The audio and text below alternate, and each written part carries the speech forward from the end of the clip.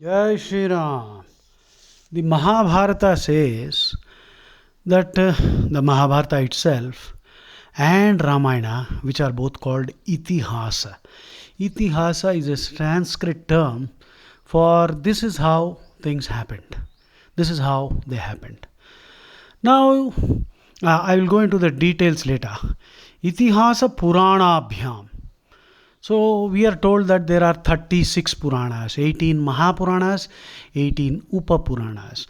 But it is also believed that there are more than 50 Puranas. Okay. So anyway, the 18 number is important. So 18 Mahapuranas and 18 Upapuranas. And what are these Puranas? The word Purana means an ancient tale, an ancient story. And in English, the word frame tales, frame tales, frame tales. I do not know who coined this term, but frame tale basically means a story within a story within a story and a story within that story. So this is how Ramayana, Mahabharata are replete with parables, exemplums. Exemplum.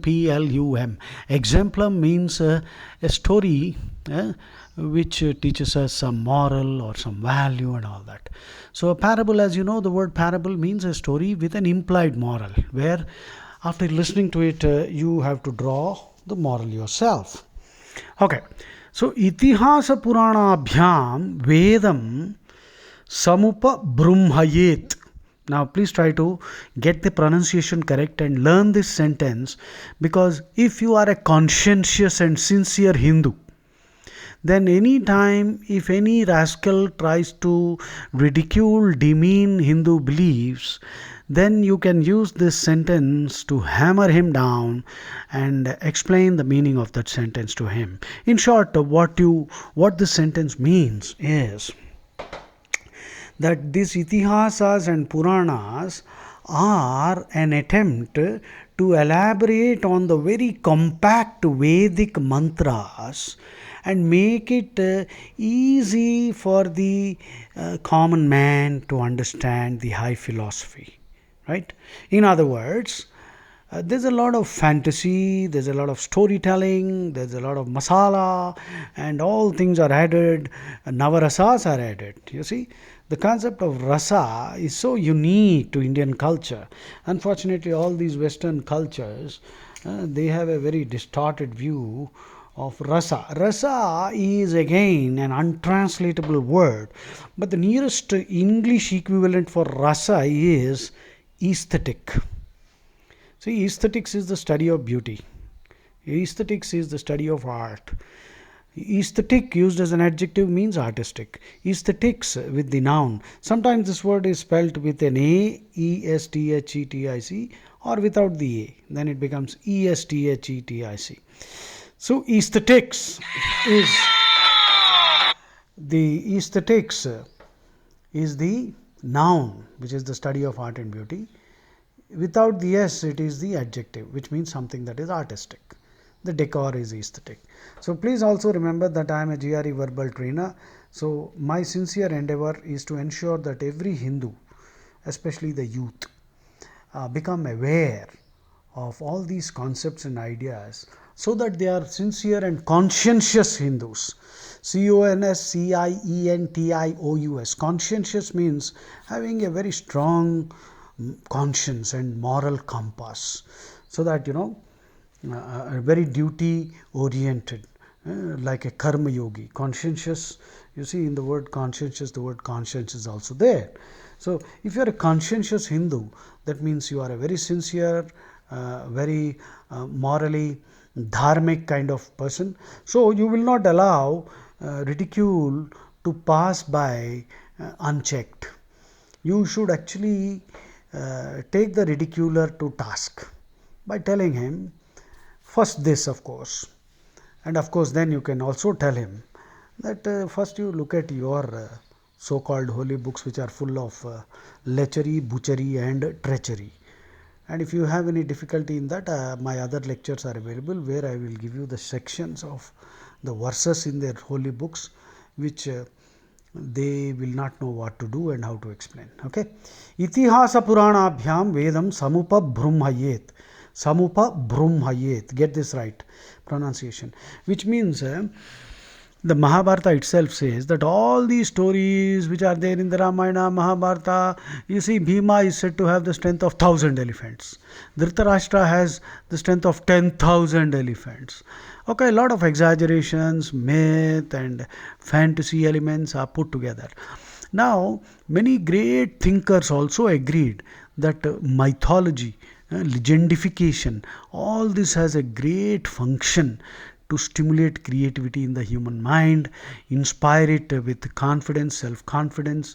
And even Einstein remarked, never ever lose your sense of mystery. Because the truth is, we ourselves are a mystery. Our human body is a mystery. Your brain is a mystery. The way that I'm able to speak, articulate words, is nothing but a mystery. All that science has is a few theories. We don't know 1 millionth of 1% about anything. That's what Thomas Alva Edison said. A man who has 1034, I think, patents, heavily patented. There is some guy who claims that he has overtaken, but he must have made silly small ones.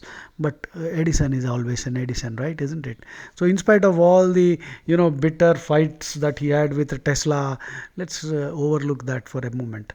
What he said was, we don't know 1 millionth of 1% about anything. The Mahabharata, Ramayana, and all the Hindu Puranas and Veda, they all use the words Ram Leela, Krishna Leela. The word Leela basically means God's work, and it's mysterious. So if you know quantum mechanics and double slit experiment, you will agree that there is so much mystery that we really, like Edison said, we don't know 1 millionth of 1% of anything. So this sentence, Itihasa Purana Bhyam Vedam Samupabhrumhayet, Samupabhrumhayet, Samupabhrumhayet, Samupabhrumhayet, basically means all these are a lens, like a lens, magnifying glass on the words of the Vedas. So one small mantra in the Veda can be explained by probably writing an entire novel. You see? So the concept is so compact, and explaining that requires detail, great detail, expatiation. So the Vedic mantras have been expatiated, right? So Ramayana is nothing but the Vedas in an understandable form for the common man. Even the Mahabharata, right? Mahabharata and Ramayana are but two facets of the Vedas, which have a million facets. Many facets are there. So please remember this sentence: Itihasa Puranabhyam Vedam Samupabhrumhayet. If you are a good Hindu, you must learn this, because you will definitely come across situations where the Malechas, these Abrahamic cultists, who produce a lot of atrocity literature, defaming, demeaning Hinduism, they will always throw something at you to irritate you, annoy you, and criticize you. Then you can first tell them, listen, you bloody dunderhead, that these are all stories which have a deeper meaning, just like you have your own parables or whatever, and let me not dig into your holy book, then you will be devastated. So that's the way. Offense is the best form of defense. So if we don't respect ourselves, others also will not respect us.